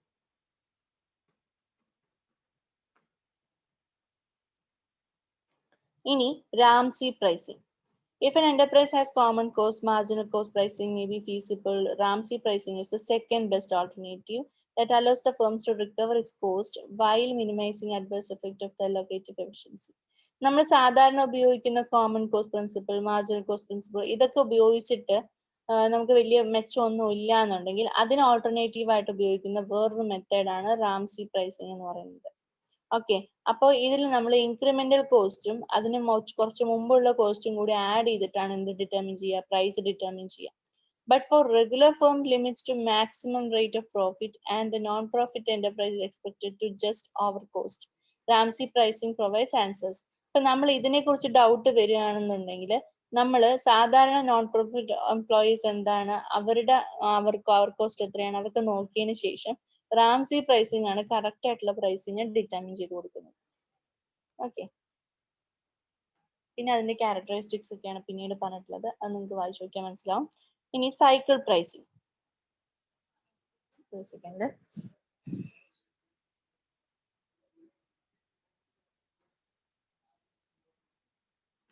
കേൾക്കുന്നുണ്ടല്ലോ അല്ലെ നിങ്ങൾക്ക്? എനിക്ക് ക്ലാരിറ്റി ഇല്ല, നെറ്റ് പോകുന്നുണ്ടോ എന്നൊരു സംശയം. കേൾക്കുന്നുണ്ടോ? ഉണ്ട്. യെസ് മാം, ക്ലാസ് ക്ലിയർ ആണ്. ക്ലിയർ ആ മാം. വോയിസ് ക്ലിയർ ആണല്ലോ അല്ലെ? മാം ക്ലിയർ ആണ്. ബട്ട് എനിക്ക് ഇത് ക്ലിയർ ആയി കാണുന്നില്ല. 1 second.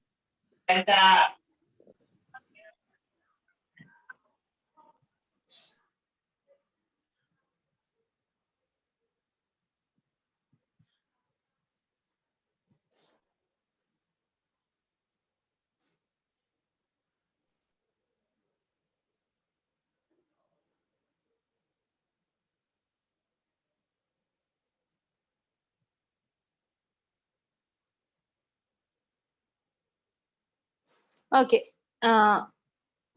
Okay I can clear. Okay, അപ്പൊ ഇതില് റാംസി പ്രൈസിംഗിലെ സെക്കൻഡ് പാരഗ്രാഫ് ഇമ്പോർട്ടന്റ് ആണ്, അത് മാർക്ക് ചെയ്യണം. A simple version of Ramsay pricing specify that the deviations of the prices from marginal cost should be inversely proportional to the demand elastics. അതായത് നമ്മളുടെ price എന്ന് പറയുന്നത് ഡിമാൻഡിന് inversely proportional ആണ്. അപ്പോ ഈ റാംസി പ്രൈസിംഗ് എന്ന് പറയുന്നത് ചെറിയ വേരിയേഷൻസ് പ്രൈസിംഗിൽ ഉണ്ടായാലും അത് ഡിമാൻഡിനെ ബാധിക്കുന്നു. അപ്പൊ നമ്മുടെ പ്രൈസിങ്ങിനനുസരിച്ചിട്ട് എന്ത് സംഭവിക്കും? ഡിമാൻഡ് കർവിന് ഇലാസ്റ്റിസിറ്റി സംഭവിക്കും. അപ്പൊ പ്രൈസിങ് കൂടുകയാണെങ്കിൽ ഡിമാൻഡ് കുറയും, അപ്പൊ അത് കൺട്രാക്ട് ചെയ്യും. ആ കാര്യങ്ങൾ തന്നെ. അപ്പൊ അത് റാംസി പ്രൈസിംഗിൽ അതെടുത്ത് പറഞ്ഞിട്ടുണ്ട്. ഇനി അടുത്തത്, if demand is elastic increasing the price causes substantial reduction. ഞാൻ അതാണ് പറഞ്ഞത്.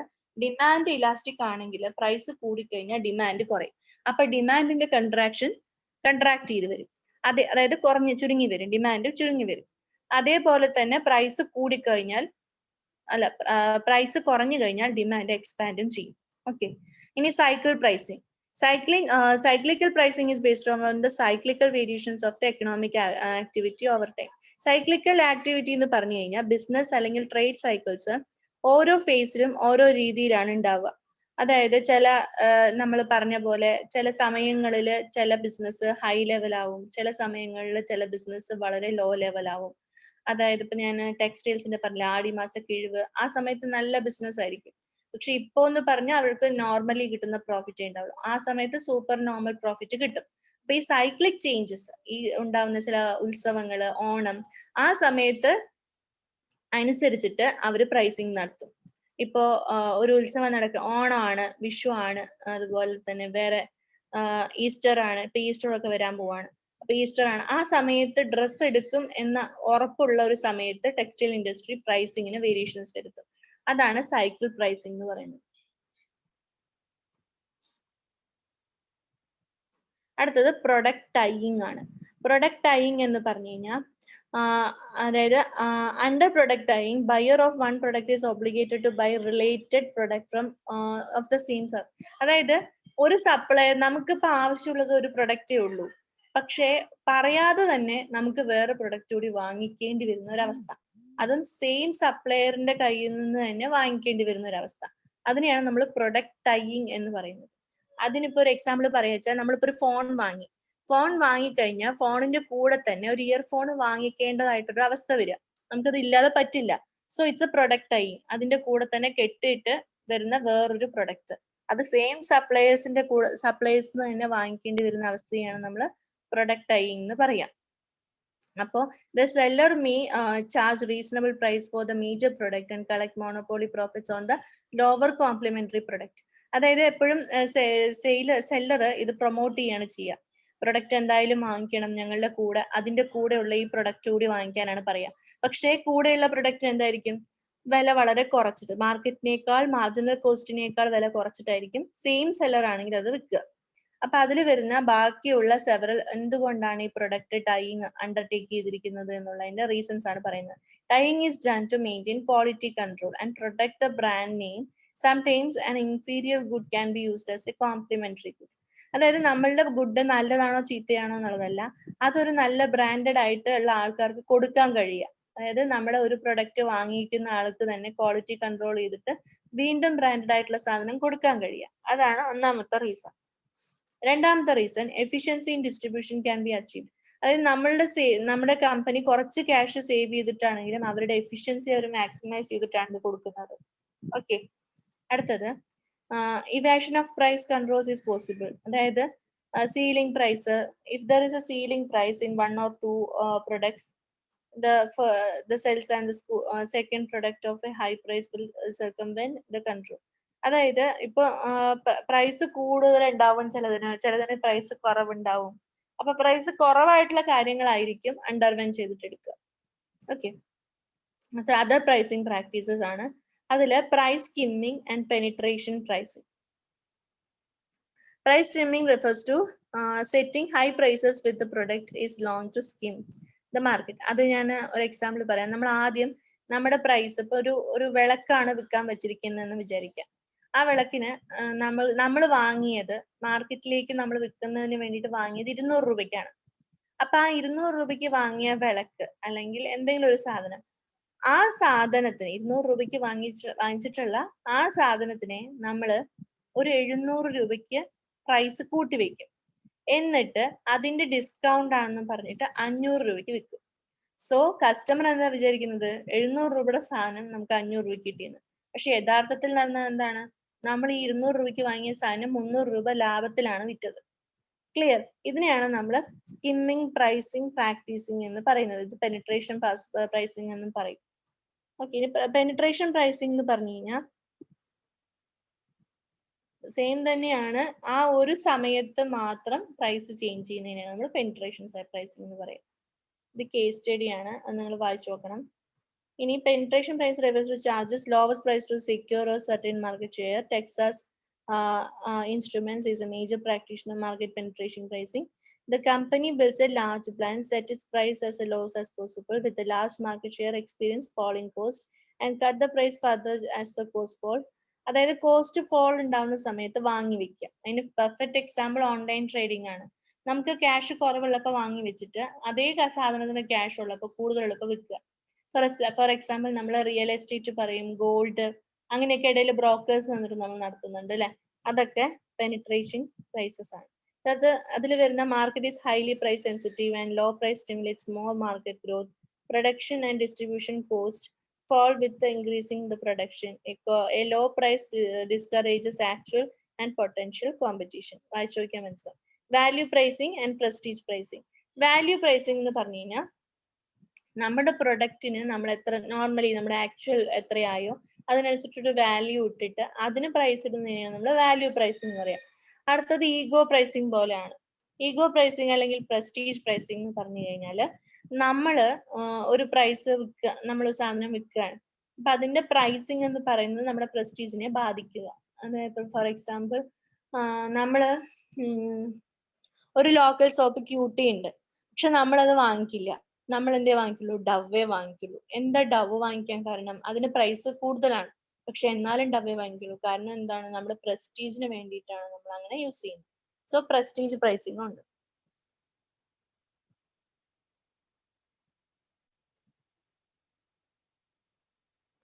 ഗോയിങ് റേറ്റിംഗ് അത് അത്ര ഇമ്പോർട്ടന്റ് അല്ല.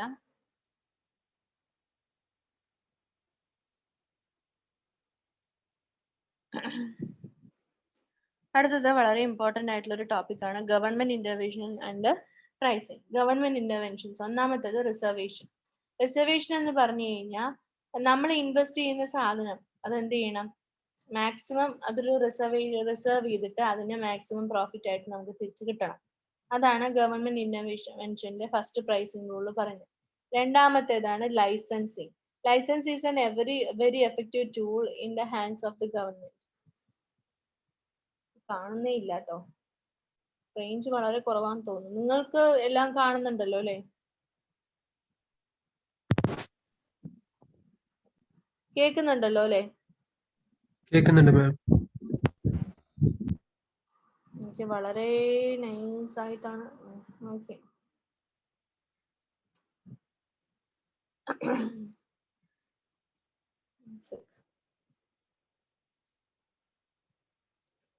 ഓക്കെ. ലൈസൻസിങ് എന്ന് പറഞ്ഞു കഴിഞ്ഞാൽ നമ്മുടെ ഗവൺമെന്റിന് ബിസിനസിന്റെ മേലെ ലൈസൻസിങ് കൊടുക്കുക. അതേപോലെ ഇപ്പോ ഒരു കമ്പനി ഉണ്ട്, ആ കമ്പനിയിലെ മാനുഫാക്ചറിങ് യൂണിറ്റ് ഉണ്ടെങ്കിൽ ഗവൺമെന്റ് അതിന് പ്രൈവറ്റ് ലിമിറ്റഡ് കമ്പനിന് കൊടുക്കും. മാനുഫാക്ചറിങ് യൂണിറ്റ്, മാർക്കറ്റിംഗ് യൂണിറ്റും ഉണ്ടെങ്കിൽ അത് അങ്ങനെ ഓരോന്നിനും ഓരോ ലെവൽ. അതുപോലെ ഫുഡ്, ഡ്രഗ്, അതായത് ഇപ്പൊ ഫാർമസിന്ന് സാധനം നമ്മൾ വിൽക്കണം. ഒരു കട റൂം നമ്മൾ തുറന്നിട്ട് കുറച്ച് ഡ്രഗ്സ് മീൻസ് മരുന്നൊക്കെ കൊണ്ടുവന്ന് വെച്ച് കഴിഞ്ഞാല് അത് അങ്ങനെ പറ്റില്ല. ഒരു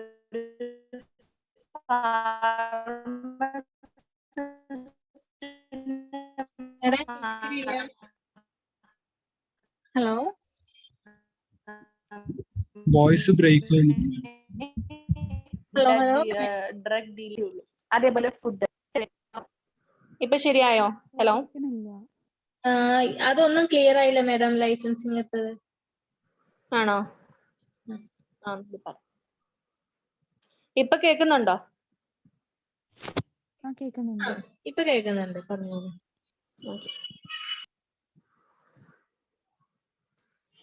ലൈസൻസിങ് എന്ന് പറഞ്ഞു കഴിഞ്ഞാൽ ഇപ്പൊ നമ്മളിപ്പോ ഒരു ഫാർമസിയിൽ മരുന്ന് വെക്കാൻ വെറുതെ ഒരു കട റൂം തുറന്നിട്ടിട്ട് കുറെ മെഡിസിൻസ് കൊണ്ടുപോയി വെച്ച് കഴിഞ്ഞാൽ അത് വിൽക്കാനുള്ള അനുമതിയില്ല. അതിന് ഗവൺമെന്റ് റൂൾസ് ആൻഡ് റെഗുലേഷൻസ്, ഒരു ഫാർമസിസ്റ്റ് അതിന് മാത്രമേ മെഡിസിൻസ്, ഡ്രഗ്സ് അതൊക്കെ വിൽക്കാനായിട്ട് പറ്റുള്ളൂ. അപ്പൊ അതേപോലെ ലൈസൻസിങ് എന്ന് പറയുമ്പോൾ ഒരു ചെറിയ ഇൻഡസ്ട്രി ആണെങ്കിലും that requires the license from the government. അതാണ് ലൈസൻസിംഗിൽ പറയുന്നത്. അടുത്ത എക്സ്പാൻഷൻ. എക്സ്പാൻഷൻ എന്ന് പറഞ്ഞാൽ നമ്മളുടെ ഒരു പ്രോഗ്രാമിന് അല്ലെങ്കിൽ നമ്മളുടെ ഒരു ആക്ടിവിറ്റിക്ക് നമ്മൾ എക്സ്പാൻഡ് ചെയ്യണം എന്നുണ്ടെങ്കിൽ V should have the permission from the government. അപ്പൊ നമ്മൾ ഗവൺമെന്റിന്റെ അടുത്ത് പോയിട്ട് എനിക്കിപ്പോ ഇങ്ങനെ കട റൂം എക്സ്പാൻഡ് ചെയ്യണം എന്നുണ്ട്. സോ അപ്പൊ അവർ ചോദിക്കും എന്തിനു വേണ്ടിയിട്ടാ. അപ്പൊ വേറൊരു പ്രൊഡക്റ്റ് ഇൻട്രൊഡ്യൂസ് ചെയ്യണം. അപ്പോ you should have to licensing അല്ലെങ്കിൽ you should have to book on to the government rules and regulations. Okay, അതാണ് എക്സ്പാൻഷൻ പറഞ്ഞത്. പിന്നെ ഫോറിൻ ഡയറക്റ്റ് ഇൻവെസ്റ്റ്മെന്റ്, അത് FDI എന്ന് പറയും.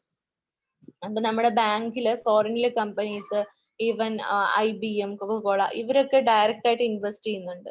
അപ്പൊ അത് ഗവൺമെന്റ് ഡിസൈഡ് ചെയ്യാണ്. ഗവൺമെന്റ് പറയുന്ന അനുസരിച്ചിട്ട് അവരുടെ MNC അല്ലെങ്കിൽ അവരുടെ റൂൾസ് ആൻഡ് റെഗുലേഷൻസ് വെച്ചിട്ട് ഫോറിനിലുള്ള ഒരാള് ഡയറക്റ്റ് ആയിട്ട് എന്ത് ചെയ്യുന്നു, ഇവിടെയുള്ള ഒരു പ്രൊജക്ടിന് അല്ലെങ്കിൽ ഇവിടെയുള്ള ഒരു ബിസിനസ്സിന് അവര് നേരിട്ട് ഇൻവെസ്റ്റ് ചെയ്യും. അതാണ് ഫോറിൻ ഡയറക്റ്റ് ഇൻവെസ്റ്റ്മെന്റ്. ഇനി അടുത്തത് ഇമ്പോർട്ട് ആൻഡ് എക്സ്പോർട്ട് പോളിസി. നമ്മൾ ഇവിടെ നിന്നിട്ട് ഒരു പ്രൊഡക്റ്റ് പുതിയൊരു കൺട്രിയിൽ എക്സ്പോർട്ട് ചെയ്യണം എന്നുണ്ടെങ്കിൽ അതിന് കുറച്ച് tariff rules and regulations and restriction act ഉണ്ട്. അത് പ്രമാണിച്ചിട്ടുള്ള കാര്യങ്ങളാണ് നമ്മൾ ചെയ്യേണ്ടത്. അപ്പൊ അതിനും എന്ത് ചെയ്യണം, ഗവൺമെന്റ് ആണ് തീരുമാനിക്കുന്നത് ഏത് ഓപ്പറേഷൻ ആണ്. Government decides what can be imported or what can be exported. അല്ലാത്ത കാര്യങ്ങൾ എക്സ്പോർട്ട് ചെയ്യാനോ ഇമ്പോർട്ട് ചെയ്യാനോ പറ്റില്ല. ഫോർ എക്സാമ്പിൾ നമ്മളിപ്പോ പറയും ഗോൾഡ്, അതായത് ഡോക്യുമെന്റിലുള്ള ഗോൾഡ് അല്ലാതെ നമ്മൾ എന്ത് ചെയ്യാൻ പാടില്ല, എക്സ്പോർട്ടോ ഇമ്പോർട്ടോ ചെയ്യാൻ പാടില്ല. അത് വലിയ കേസാണ്. അതുപോലെ ഡ്രഗ്സ് അല്ലെ, എസ്പെഷ്യലി ഡ്രഗ്സ് എന്ന് പറയുമ്പോൾ നോർമൽ മെഡിസിൻസ് അല്ല, അല്ലാത്ത മെഡിസിൻസ് ആണ്. കൊക്കെയിൻ പോലെ അങ്ങനെയുള്ള കാര്യങ്ങളൊന്നും എക്സ്പോർട്ടും ഇമ്പോർട്ടും ചെയ്യാൻ പാടില്ല as per government rules and regulation പറയുന്നത്. സാപ്പൻസ് അല്ലെ, അങ്ങനെയുള്ളതും ഉണ്ട്. അടുത്ത ടാക്സസ് എന്ന് പറഞ്ഞു കഴിഞ്ഞാൽ നമ്മൾ പറയുന്ന ഇൻകം ടാക്സ്, അതുപോലെ തന്നെ ബാക്കിയുള്ള ടാക്സസ്. ഓക്കെ, അപ്പൊ ഒരു ഓർഗനൈസേഷൻ റൺ ചെയ്യണമെങ്കിൽ എന്തൊക്കെ ടാക്സസ് ഗവൺമെന്റ് ഓഫർ ചെയ്യുന്നുണ്ടോ, എന്തൊക്കെ അപ്ഡേറ്റ്സ് ഇൻ ടാക്സസ് നടക്കുന്നുണ്ടോ, we should have to provide the taxes in accordance with the government rules and regulations. അടുത്തത് സപ്ലൈ ഓഫ് മണി. അതായത് സപ്ലൈ ഓഫ് മണി നമുക്ക് എസ്പെഷ്യലി തരുന്ന ആരാ, റിസർവ് ബാങ്ക് ഓഫ് ഇന്ത്യ ആണ്.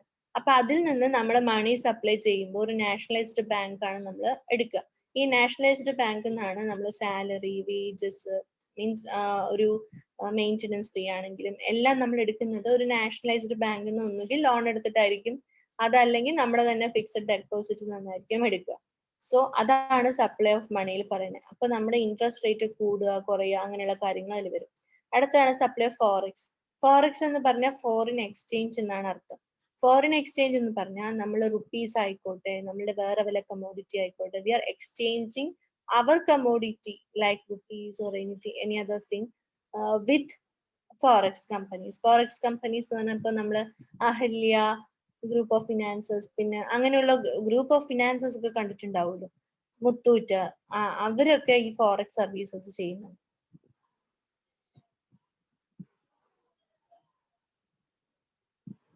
ഇനി അടുത്ത ഇൻസെന്റീവ്സ്. ഇൻസെന്റീവ്സ് എന്ന് പറഞ്ഞു കഴിഞ്ഞാൽ ഒരു ഗവൺമെന്റ് റൂൾസ് ആൻഡ് റെഗുലേഷൻ ഉണ്ട്. ഒരു പ്രൈവറ്റ് ഫേമിൽ വർക്ക് ചെയ്യുന്ന ഒരു എംപ്ലോയിക്ക് ആണെങ്കിൽ കൂടി ഇൻസെന്റീവ് ഇത്ര പെർസെന്റേജ് കൊടുക്കാൻ പാടുള്ളൂ.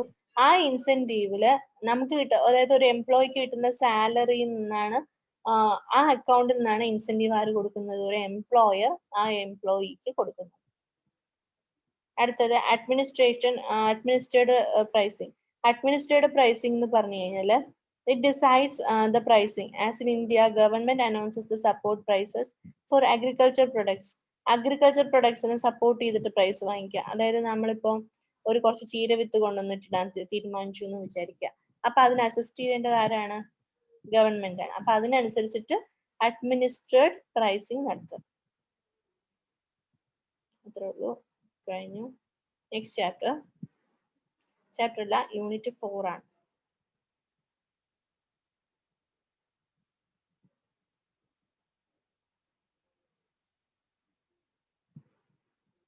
നാളത്തെ കൊണ്ട് നമുക്കിത് തീർക്കണം. യൂണിറ്റ് 4 അല്ല, ഈ സബ്ജക്റ്റ് തീർക്കണം. അതാണ് ഞാനിത് എന്താ ചെയ്യേണ്ടത്. വെരി വെരി വെരി ഇത് വളരെ ഇമ്പോർട്ടൻ്റ് ആണ്. പ്രോഫിറ്റ് അനാലിസിസ് ഇതിൽ ഇമ്പോർട്ടൻ്റ് ആയിട്ടുള്ള കാര്യങ്ങൾ പറഞ്ഞുതരാം കേട്ടോ. വേണ്ട. Meaning and nature of profit. എന്താണ് പ്രോഫിറ്റ്? അതിന്റെ നേച്ചർ എന്താണ്? ഒന്നാമത്തെ, the term profit means all excess of income over cost and that include the earnings of self-used factors. അതായത് നമ്മൾക്ക് നമ്മുടെ ഇൻകത്തിനേക്കാൾ കൂടുതലായിട്ട് എന്ത് വരുന്നു അതെല്ലാം എന്താണ്? പ്രോഫിറ്റ് ആണ്. അപ്പൊ അതിൽ കുറച്ച് സെൽഫ് യൂസ്ഡ് ഫാക്ടേഴ്സും വരും. That is entrepreneurs own land capital and his own labour work called respectively implicit rent, implicit interest and implicit wage. അതായത് നമ്മളിപ്പോ ക്യാഷ് കടം വാങ്ങിയിട്ടാണ് നടത്തുന്നത് എന്നുണ്ടെങ്കിൽ പോലും എന്താണ് പ്രോഫിറ്റ് എന്ന് പറഞ്ഞാൽ ഇൻകത്തിനേക്കാൾ കൂടുതലായിട്ട് നമ്മുടെ കയ്യിൽ കിട്ടുന്നത് എന്താണ്, അതിനെയാണ് നമ്മൾ പ്രോഫിറ്റ് എന്ന് പറയുന്നത്. ഇനി ഈ രണ്ട് തരത്തിലുള്ള പ്രോഫിറ്റ് ഉണ്ട്, ഗ്രോസ് പ്രോഫിറ്റും നെറ്റ് പ്രോഫിറ്റും. Gross profit. A businessman analyzes gross profit, income available to him after payment is made to contractual hired factors and taxes, depreciation charges. അതായത് ഗ്രോസ് പ്രോഫിറ്റ് എന്ന് പറഞ്ഞു കഴിഞ്ഞാൽ അവർക്ക് കിട്ടുന്ന പേയ്മെന്റ്, അതായത് കോൺട്രാക്ട്സിൽ ഹയേർഡ് ആയിട്ടുള്ളതായാലും എല്ലാം കൂടി ചേർത്തിട്ട് ടോട്ടൽ കിട്ടുന്ന പ്രോഫിറ്റിനെയാണ് ഗ്രോസ് പ്രോഫിറ്റ് എന്ന് പറയുന്നത്. അപ്പൊ gross profit is equal to total revenue is equal to explicit cost. അതായത് cost in explicit manner. Implicit manner എന്ന് പറഞ്ഞു കഴിഞ്ഞാൽ ഇൻസൈഡ് മാനർ, എക്സ്പ്ലിസിറ്റ് എന്ന് പറഞ്ഞാൽ ഔട്ട്സൈഡ് മാനർ ആണ്.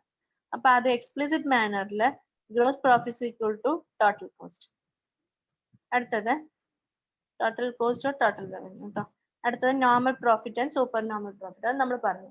നോർമലി ഒരു ബിസിനസ്സിന് ഒരു മാർക്കറ്റിൽ അവൈലബിൾ ആയിട്ടുള്ള ഒരു ഫിക്സഡ് ലെവൽ ഓഫ് പ്രോഫിറ്റ് ഉണ്ട്. അതിനെ നമ്മൾ normal profit. Super normal profit എന്ന് പറഞ്ഞാൽ അവർ അതിനേക്കാൾ എക്സീഡ് ചെയ്തു, അതിനേക്കാൾ എത്രയോ എക്സീഡ് ചെയ്ത് അവർക്ക് ടോട്ടൽ റേറ്റിംഗ് കിട്ടി. അതിനെയാണ് നമ്മൾ സൂപ്പർ നോർമൽ എന്ന് പറയുന്നത്. അടുത്തത് accounting profit and economic profit. Accounting profit is always quantitative analysis ആണ്. ഓക്കെ, അതിന് എക്കണോമിക് പ്രോഫിറ്റ് എന്ന് പറഞ്ഞാൽ രണ്ടും ഉണ്ട്, ക്വാളിറ്റേറ്റീവ് അനാലിസിസ് ഉണ്ട്, ക്വാണ്ടിറ്റേറ്റീവ് അനാലിസിസ് ഉണ്ട്. Accounting profit is a revenue obtaining during the period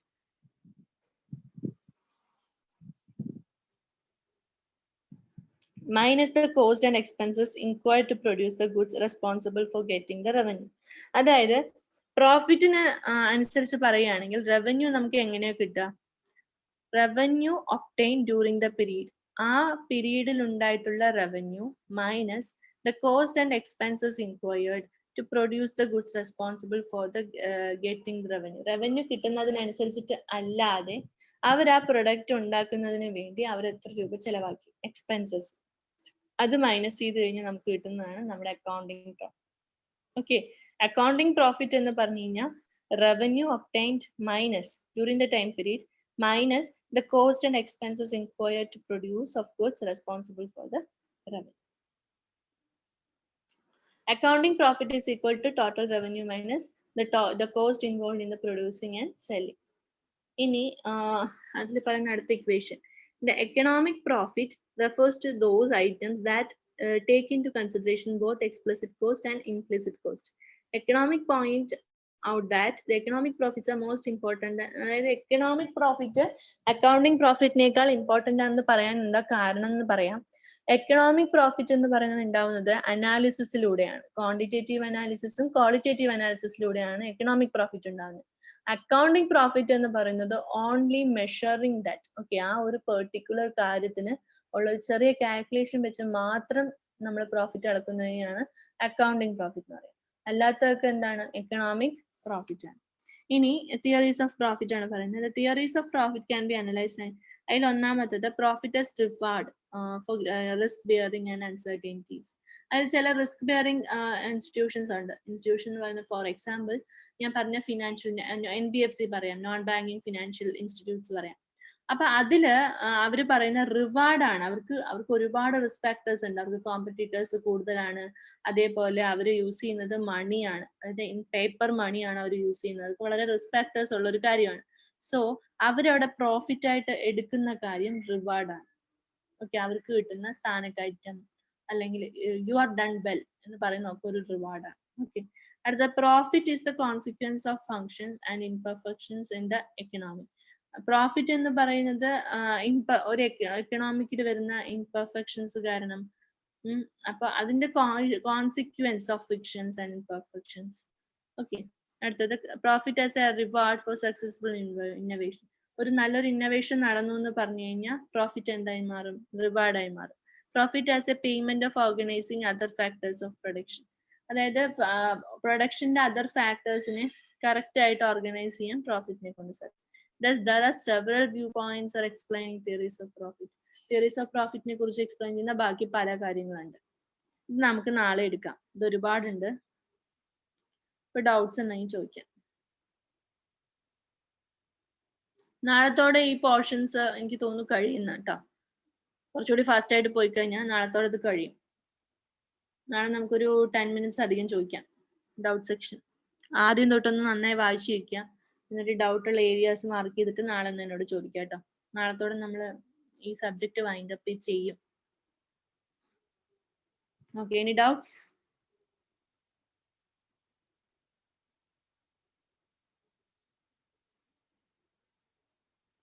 doubt ഉള്ളവര് ഹാൻഡ് റൈസ് ചെയ്യാം.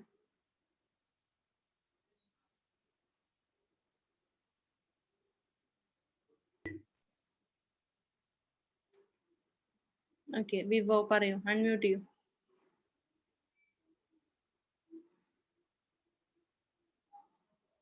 വിവോ 1723 അൺമ്യൂട്ട് ചെയ്യാം.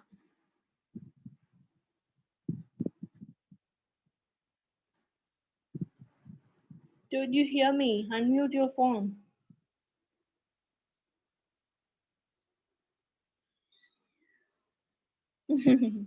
അൺമ്യൂട്ട് ചെയ്യാതെ എങ്ങനെയാണ്? വിവോ 1723 അൺമ്യൂട്ട് ചെയ്യൂ.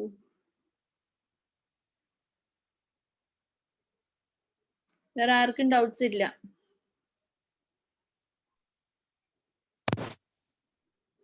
പറയൂ. ഈ ഒളിഗോപൊളിയും ഡുവോപൊളിയും ഒന്നാണോ അതോ ഡിഫറെന്റ് ആണോ?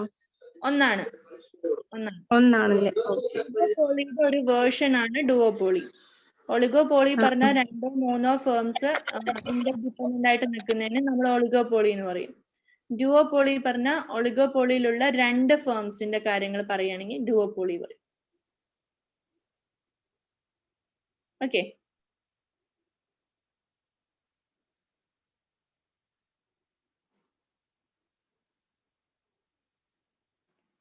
രാമചന്ദ്രൻ നെടുങ്ങ സംതിങ്. ഹലോ. യെസ് മാഡം, അതെ, ഒരു ഇന്റർനാഷണൽ പ്രൈസിംഗ് ഒരു പോർഷൻ പറഞ്ഞല്ലോ, അതൊന്നും കൂടി ഒന്ന് എക്സ്പ്ലെയിൻ ചെയ്യാമോ? ഇന്റർനാഷണൽ പ്രൈസിംഗിന്റെ കാര്യമാണോ? അല്ല, ഇന്റർനാഷണൽ അല്ല, സോറി, ഈ ഗവൺമെന്റ് പ്രൈസിംഗിന്റെ ഒരു പോർഷൻ ഒക്കെ പറഞ്ഞല്ലോ, അതിന്റെ ഒരു തൊട്ട് മുന്നേ ഒരു ഇന്റർവെൻഷണൽ പ്രൈസിംഗ് പോളിസിയോ അങ്ങനത്തെ ഒരു സബ്ജക്ട് പറഞ്ഞായിരുന്നല്ലോ. എൻ്റെ അടുത്ത് മെറ്റീരിയൽസ് ഇല്ല.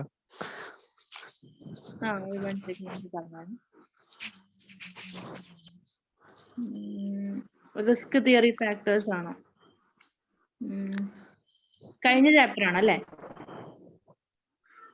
അതെ അതെ, yes.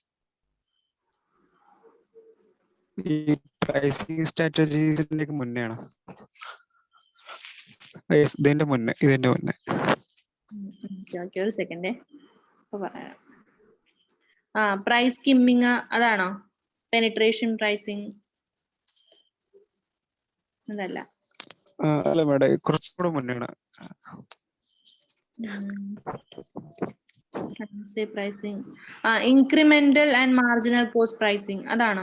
Sorry. Yes madam, sorry.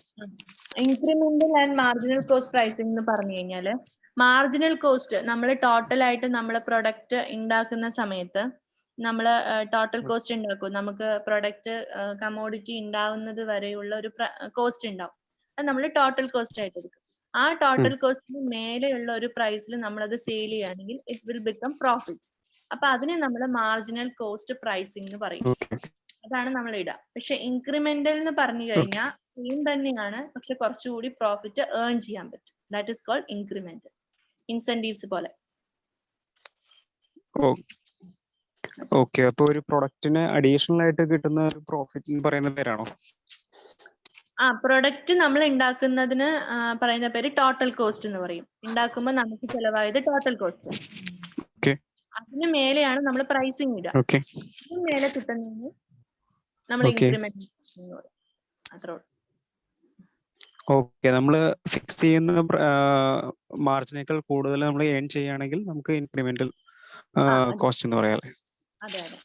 Incremental marginal cost എന്ന് പറയും. പ്രൈസിംഗ് എന്ന് പറയും. ഓക്കെ.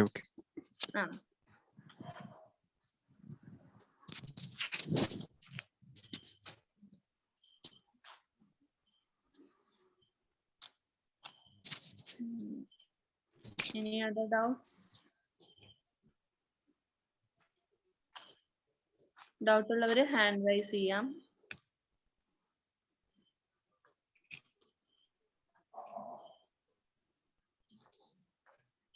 ഡൗട്ട് ഉള്ളവര് ഹാൻഡ് റൈസ് ചെയ്യാം.